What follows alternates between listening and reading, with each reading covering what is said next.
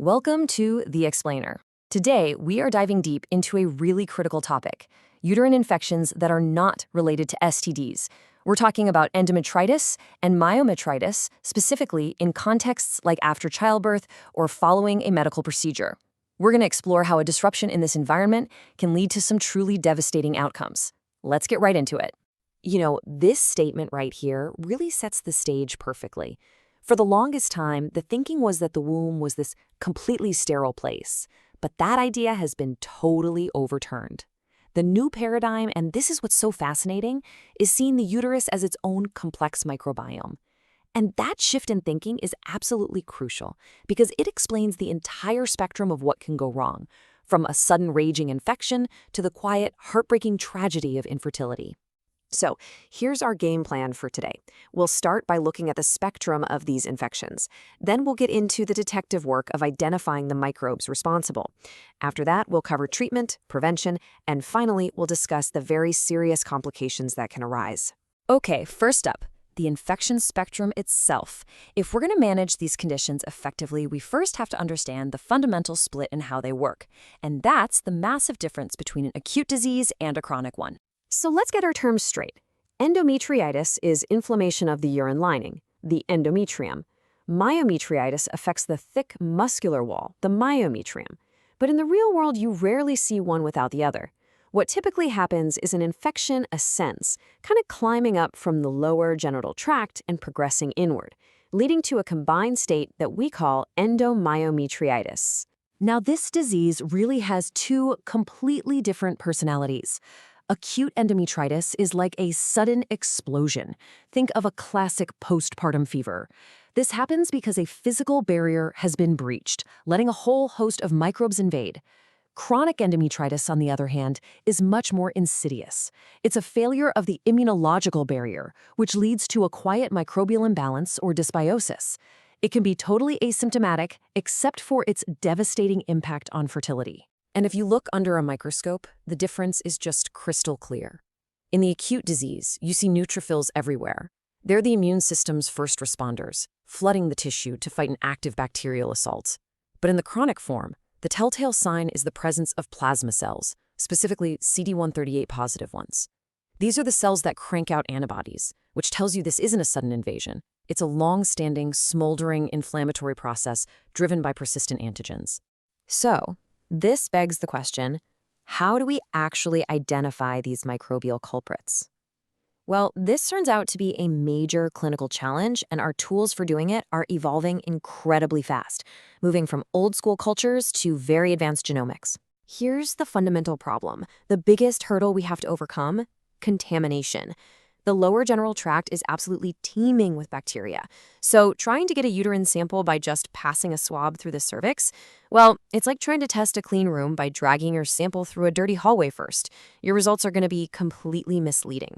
The solution is actually pretty clever. It's a protected sampling technique. You use a device that has an outer sheath to get past the contaminated cervix and vagina.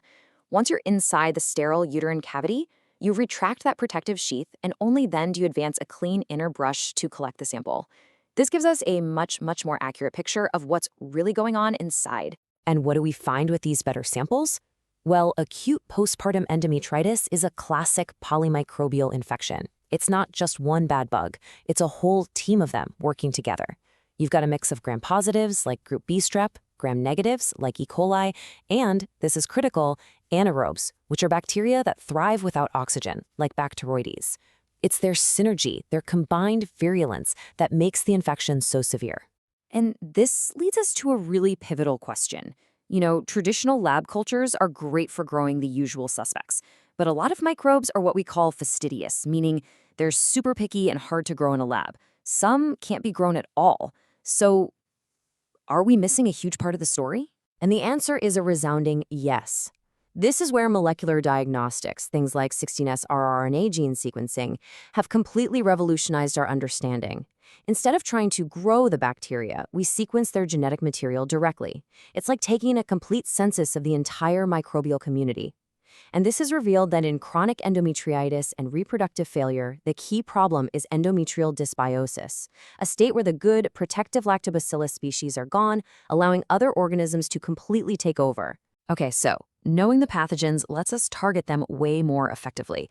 Let's pivot now to evidence-based treatment, which, as you'll see, is very different depending on whether the infection is acute or chronic and whether we're treating an adult or an adolescent. For that acute postpartum endometritis, this right here is the gold standard.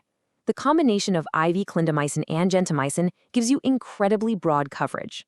The clindamycin nails the anaerobes and most of the gram-positives, while the gentamicin takes care of the gram-negatives, like E. coli. Together, they cover pretty much the whole polymicrobial spectrum we expect to see. But what happens when the patient just isn't getting better? Well, we define therapeutic failure as a persistent fever and no real clinical improvement after about 48 to 72 hours on this first-line regimen. And when this happens, the most common culprit, the bug that's resisting treatment, is usually Enterococcus. It's a tough bacterium that's naturally resistant to a lot of our go-to antibiotics. So the logical next move, the escalation in care, is to broaden our coverage to specifically go after that resistant Enterococcus. And we do that by adding intravenous ampicillin to the clindamycin and gentamicin that the patient is already on. This triple antibiotic therapy is an absolutely crucial next step for patients who don't respond to the initial treatment. Now, for adolescents, the whole context usually shifts. We're often looking at this as a component of pelvic inflammatory disease, or PID. For milder cases that can be managed as an outpatient, the treatment is a combination of oral antibiotics after an initial shot. But for severe PID that requires hospitalization, the go-to regimen is, you guessed it, intravenous clindamycin and gentamicin, just like our adult postpartum protocol. Of course, the best treatment is always prevention, right? So let's shift gears and talk about the critical strategies for infection control, everything from antibiotic prophylaxis to national surveillance systems. The single most effective thing we can do to prevent postpartum endometritis is antibiotic prophylaxis before every single C-section. And the timing here is absolutely critical. It has to be given within 60 minutes of that first incision. The standard drug is cefazolin, but that protocol gets adjusted for high-risk patients or for those with severe allergies, sometimes using the exact same combination we use for treatment. And this is a really crucial public health point. Postpartum endometritis is considered a reportable healthcare-associated infection. This means that under the CDC's National Healthcare Safety Network, or NHSN, it's tracked using the specific event code EMET. This mandatory reporting is so important because it allows hospitals to benchmark their infection rates, and it really drives quality improvement initiatives nationwide. Finally, we have to confront the potential consequences when these infections spiral out of control, because the outcomes can range from acute, life-threatening emergencies to devastating, long-term impacts on a person's reproductive health. To illustrate just how bad things can get, let's walk through a case study of an absolutely terrifying complication, necrotizing myometritis caused by group A streptococcus. This is about as severe as it gets. The speed of this is just terrifying. At 24 hours postpartum, the patient has a fever and low blood pressure. Just 12 hours later, she's in circulatory shock and goes into cardiac arrest. What's happening is the bacteria are releasing superantigens that unleash a massive inflammatory storm, toxic shock, that causes rapid tissue death. The only way to stop this runaway train is source control, an emergency hysterectomy to physically remove the infected uterus.